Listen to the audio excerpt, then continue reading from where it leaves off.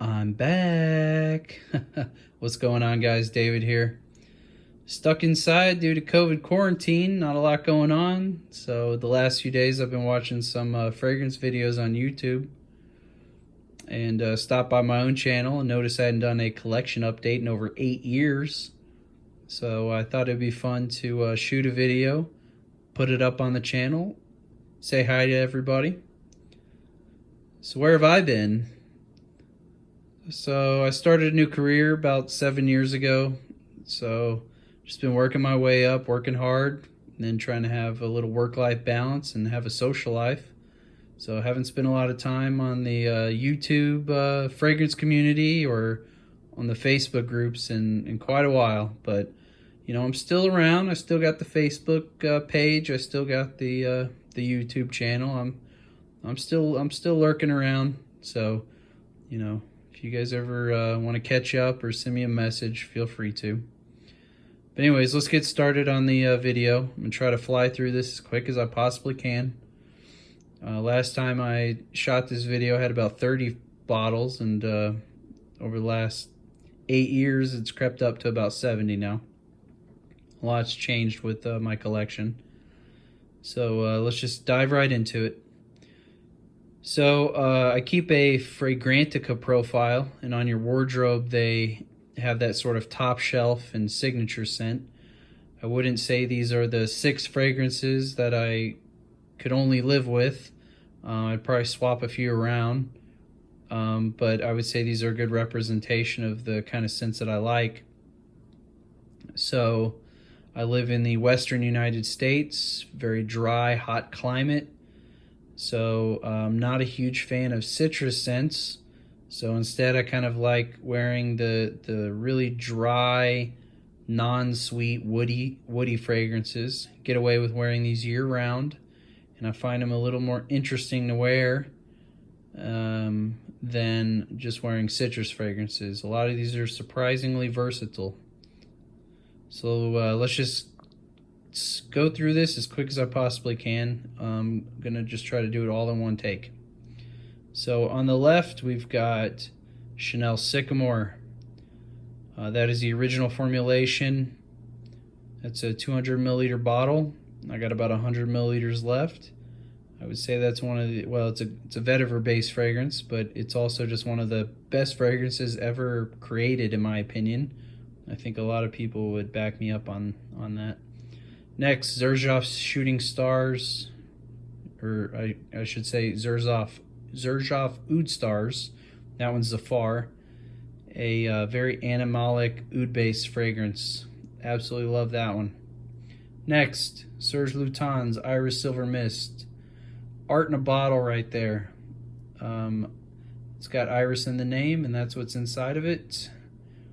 Call it kind of a cemetery fragrance. It's very dark and dreary, but you know, when you spray that one on, it sort of transports you to a different world. Next, Le Labo Oud 27, another animalic fragrance, surprisingly versatile. I can wear that one in the summertime. Really enjoy that one, and probably the best fragrance out of Le Labo for my money. Next, another sort of signature scent of mine from the Hermescence line, Poivre Samarkand, a pepper-based, pepper and wood fragrance. Just easy to wear in all occasions and situations. Very sophisticated. Next, from an indie house, this is Christopher Street. This is a sort of new school meets old school citrus top, and then leather and sort of oak moss underneath that. Very, very sophisticated, sort of gentlemanly scent right there.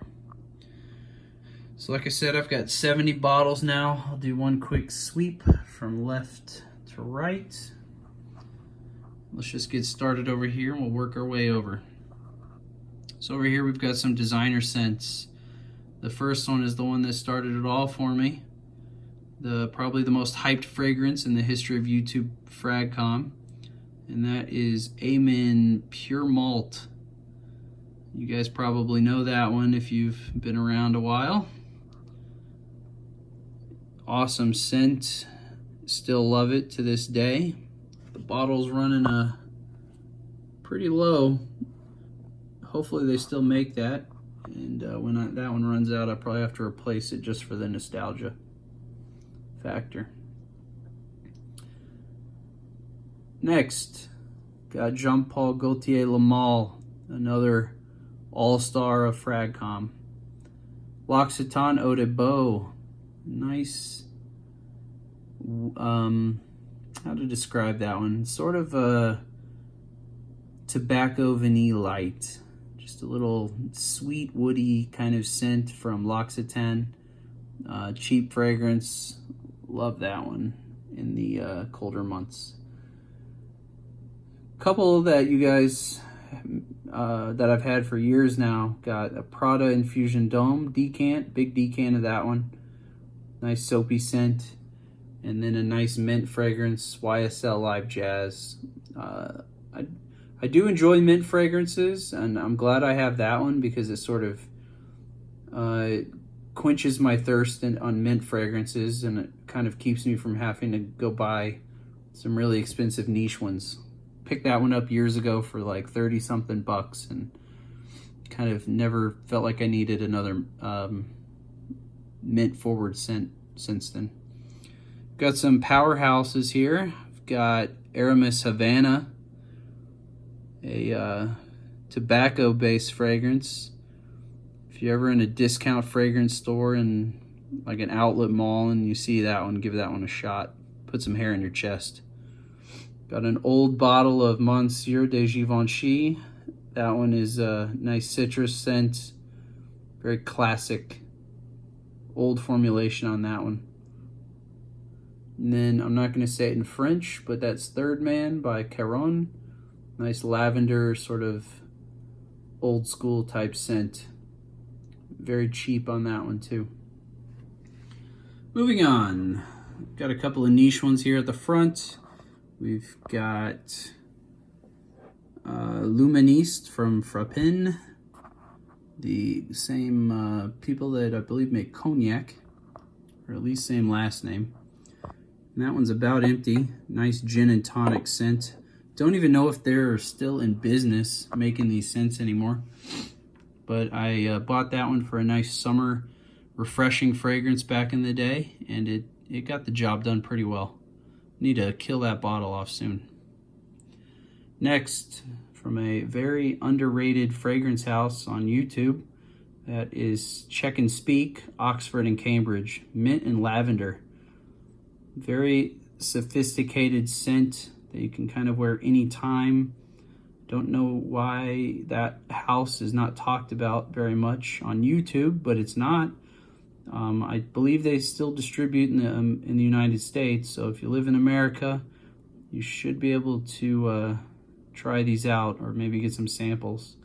They have some really nice scents that, again, nobody talks about. A couple of Tom Fords back there. We've got Grey Vetiver and Noir de Noir. Pretty sure you guys know about those, so I'm not going to really get into that. So these are all designer scents here. These are, I would say, probably the best designer houses out there. Tom Ford, Dior, Hermes, and Chanel. So for Dior, I've got just a couple of decants here. I just wanted to put these here to say that, you know, their private collection I've never bought a full bottle of, and they make a really good, it's a really nice line. I don't know why I've never really gotten into collecting the bottles. That was Leather Oud and Oud Ispahan. Those are two awesome scents, and I know at least one of them has been discontinued, maybe both of them. You know, if I ever have an opportunity to purchase those, maybe I would jump on it if the price was right. But certainly those that Privé line is worth checking out. Got a modern formulation of Fahrenheit. I've smelled the original's awesome classic scent. I wish I had a OG bottle, but I've got the modern formulation for now. Maybe one day I'll spring for a vintage. I've got the original version of Diorum Intense. That one's pretty sought after these days. Beautiful scent. And then behind it, we've got Dior Homme Parfum. Picked that up in a duty-free airport, shop a year or two ago. Those two are, maybe 80% similar. I don't think you need to own both, but it's fun to have both. Hermès Un Jardin in Méditerranée, nice fig fragrance. Bought this one, I think last spring to wear in the hot months of last year, and kind of made that my signature scent for the hot months last year. It was, I really like that scent actually. If you never tried out that one or anything from the Un Jardin line, please check those out. We've got Terre d'Hermès EDT, Bel Ami, original formulation on that, leather scent. That one's pretty sought after. And then back there is a decant I've had for years now.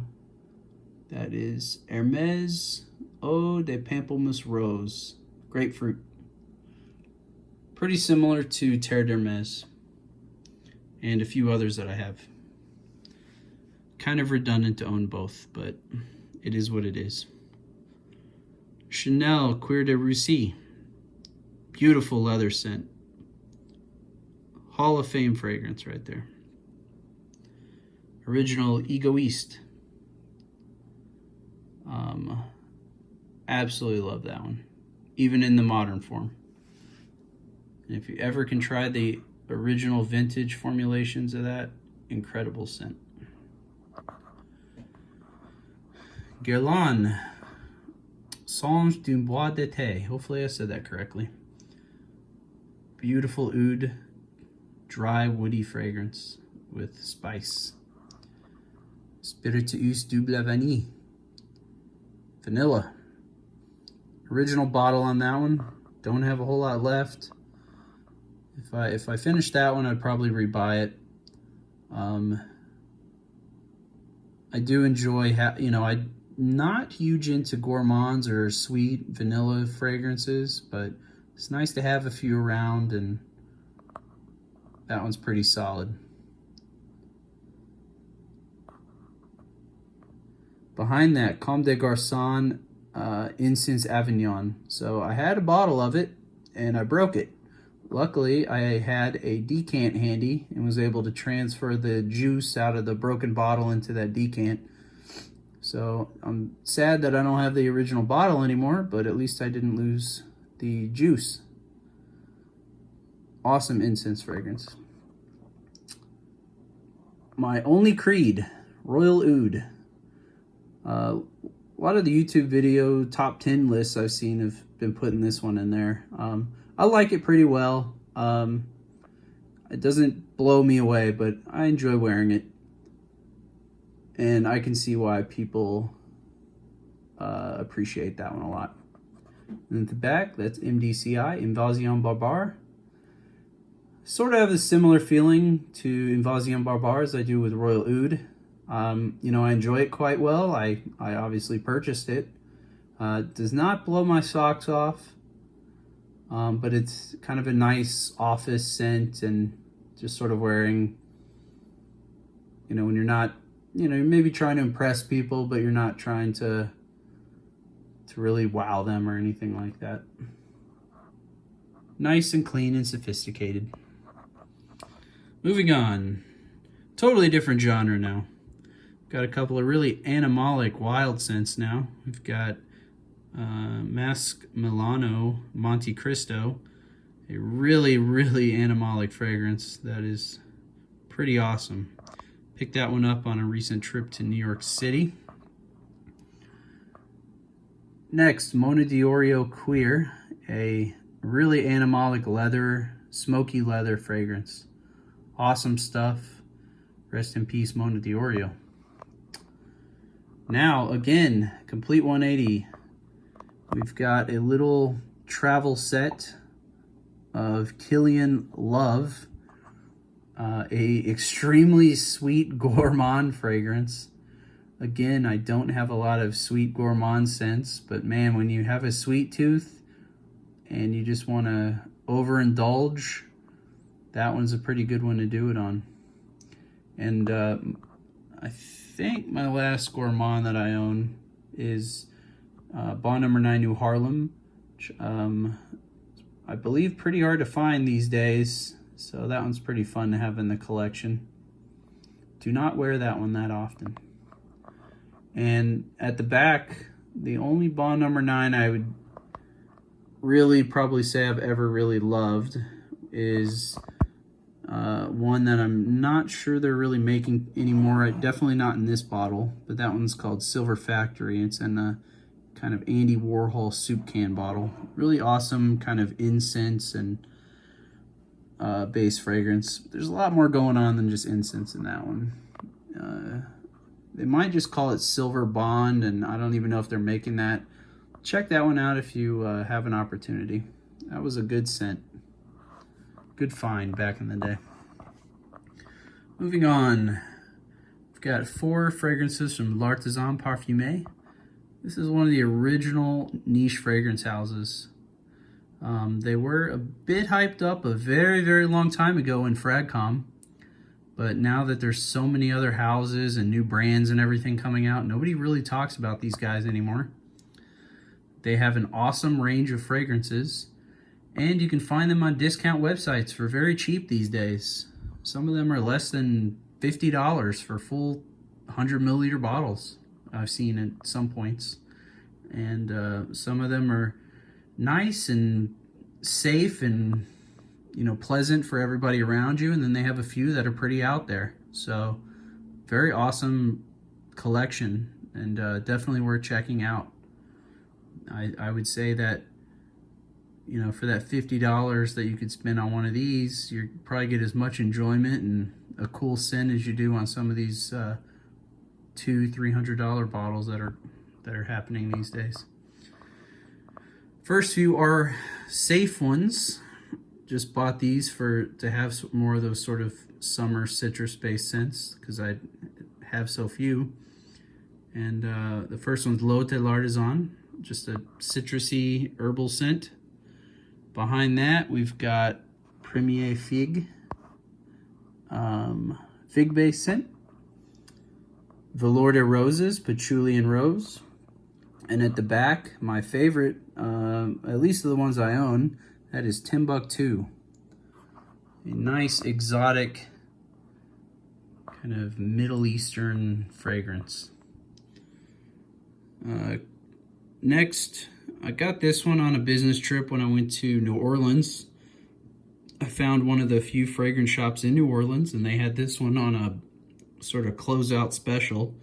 And I just sort of bought it on a whim because it was kind of weird and interesting.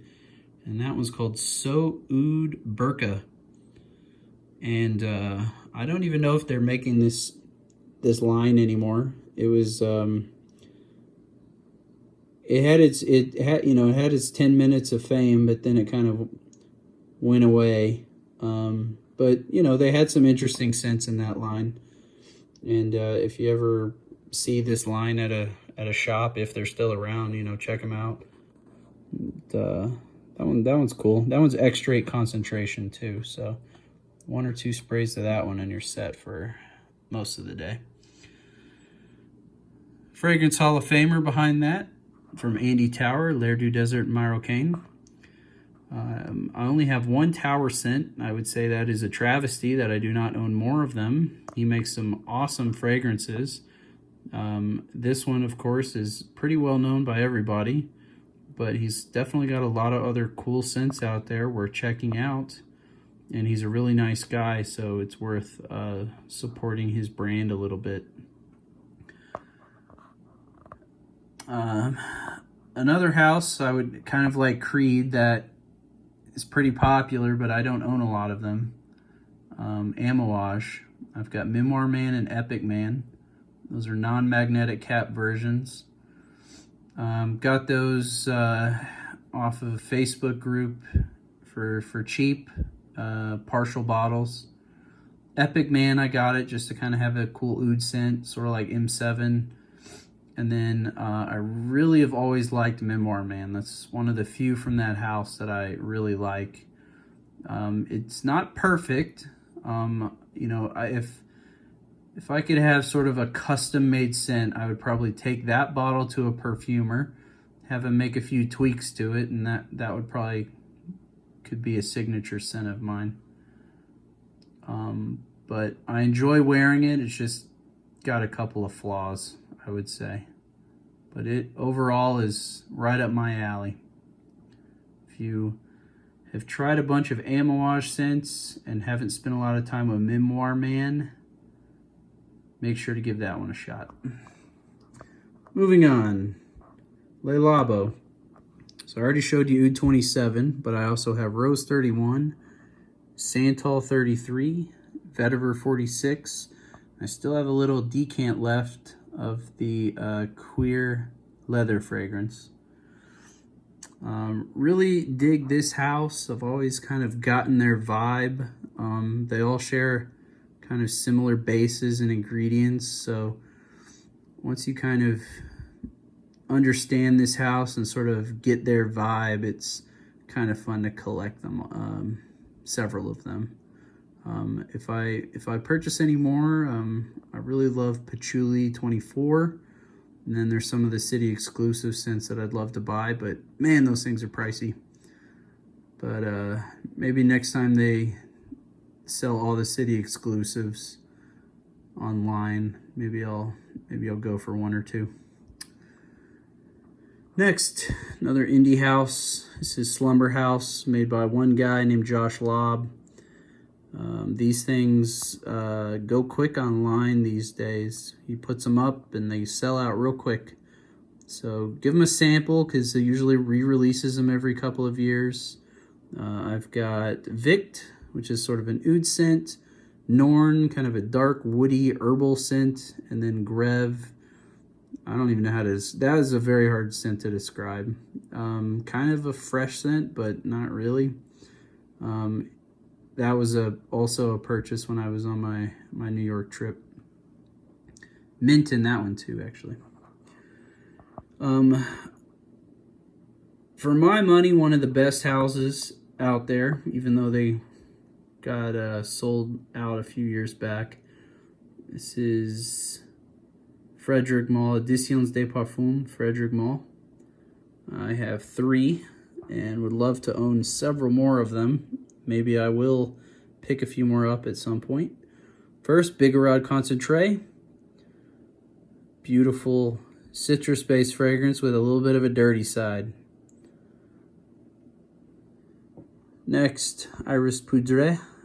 I love Iris fragrances. This one is sort of a modern take on Chanel No. 5. More geared for women, but I can pull that one off. Very upscale, classy scent, sort of tuxedo, formal occasion scent right there. Love that one. And then at the back, another Hall of Famer, Musc Ravageur. Very hyped up back when I got into this hobby. And I'm glad I bought that one. I have no regrets, even after all these years.